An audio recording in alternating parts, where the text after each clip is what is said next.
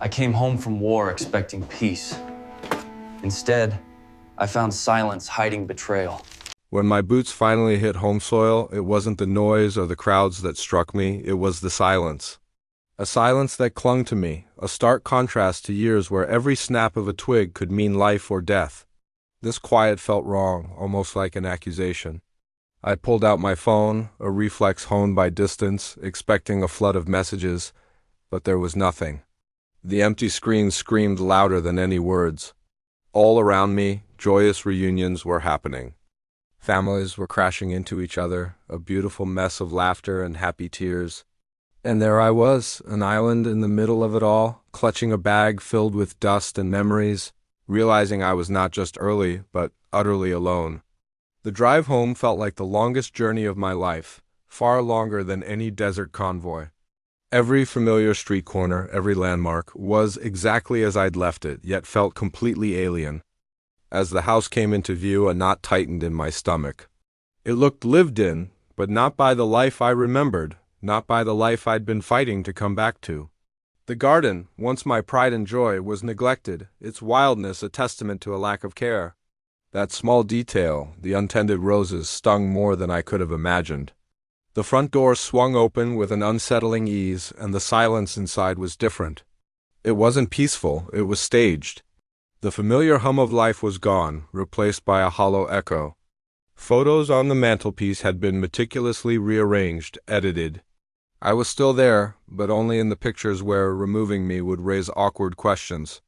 Walking upstairs felt like trespassing in a stranger's house. My drawers were half empty, my closet reorganized with a chilling purpose. The realization began to dawn, slowly, mercifully, giving me a moment to brace for the impact. Something fundamental, something irreversible, had shifted while I was away. Then a voice from downstairs broke the stillness. It was a familiar voice, but hesitant, laced with something I couldn't place. I knew it instantly. I followed the sound, my heart pounding a rhythm against my ribs. The reunion that followed was both overwhelming and grounding. A pair of small arms wrapped around my waist, shaking with an emotion I couldn't yet decipher. The explanation came out in broken pieces, a story filtered through a child's fear and a fierce, misplaced loyalty.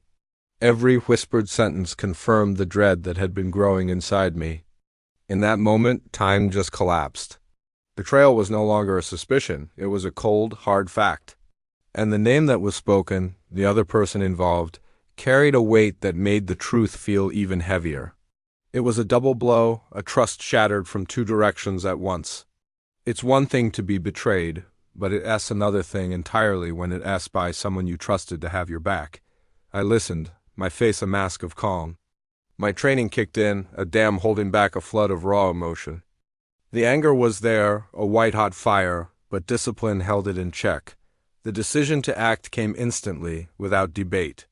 This wasn't a time for reflection, it was a time for action. The drive to the place where my life was being rewritten felt surreal. Every mile I drove stripped away another layer of illusion, another happy memory now tainted. The building was lit up, decorated for some kind of celebration, completely oblivious to the storm that was about to break. Music and laughter spilled out onto the street, a cruel soundtrack to the gravity of the moment. I walked in without hesitating, my steps guided by a cold, clear purpose, not by rage. I could feel the atmosphere in the room shift as heads turned. Recognition, then shock, rippled through the crowd faster than sound. And there, at the center of it all, was the person who had turned my world upside down, frozen between their past and their present. Reality had just crashed their party, words were exchanged. Some were desperate, some were defensive, others were just pathetic excuses. None of them mattered. What mattered was the truth, and the truth doesn't whisper. It stands tall and speaks its name. The confrontation escalated, not in volume, but in the sheer weight of exposure. Secrets have a way of unraveling once they're brought into the light. For a fleeting second, the thought of violence was tempting, a primal urge to lash out. But I chose to be an example, not a casualty of my own anger. Walking away from that scene was one of the heaviest things I've ever done. But staying would have meant sacrificing my dignity, and that was a price I wasn't willing to pay. The aftermath was swift and merciless. The truth, once released, has its own momentum. Stories started to spread, questions were asked, and soon, official investigations began. The carefully constructed facade of appearances couldn't protect the lies anymore. Through it all, I focused on the one thing that truly mattered, shielding it from the chaos. Protection became my singular mission. Emotional battles were replaced by legal ones.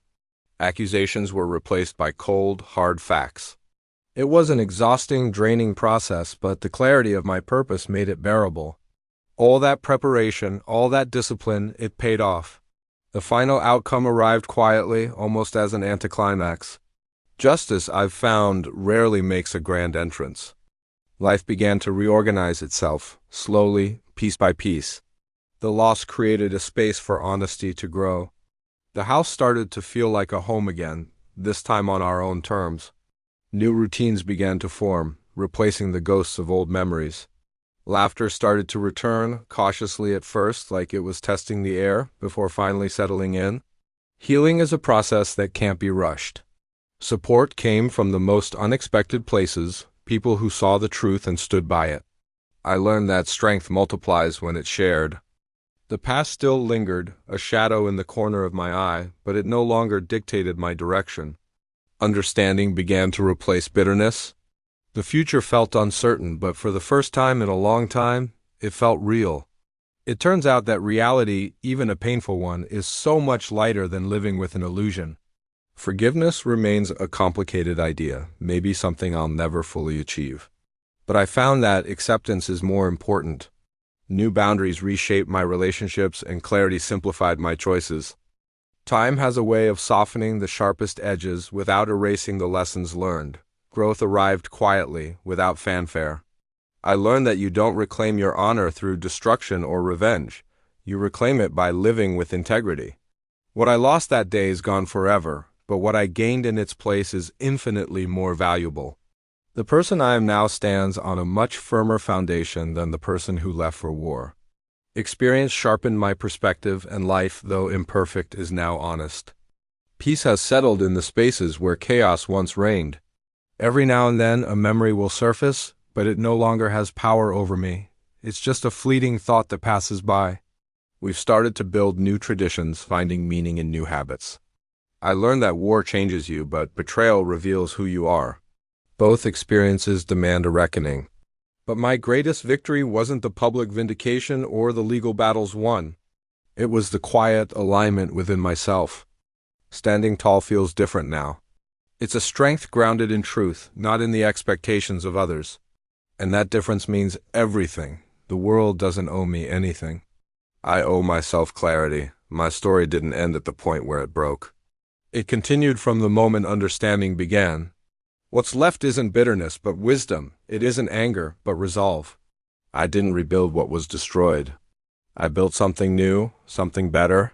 By choosing dignity over rage and truth over illusion, I took back something far more valuable than revenge could ever offer, myself. Thanks for listening. Don't forget to like and subscribe for more stories.